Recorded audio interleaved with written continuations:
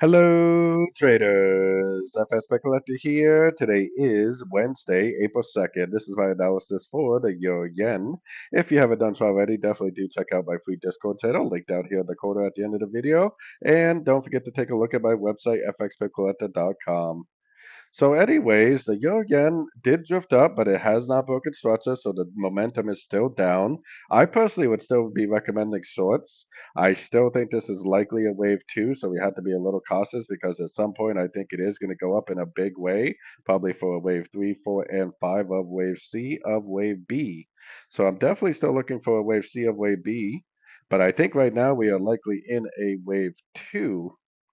So going down to the 1 hour time frame, I think this is a one. I think this is clearly five ways down, wave A. I still think this is a wave B. I don't see a break of structure up, so there's no reason yet to think that the wave C is over. Maybe it does drift up a little more to make a more proper ABC, but I still think it's more likely to go down to the 100% Fibonacci extension to finish off a wave C. Most likely a wave C of wave two based on the higher time frames.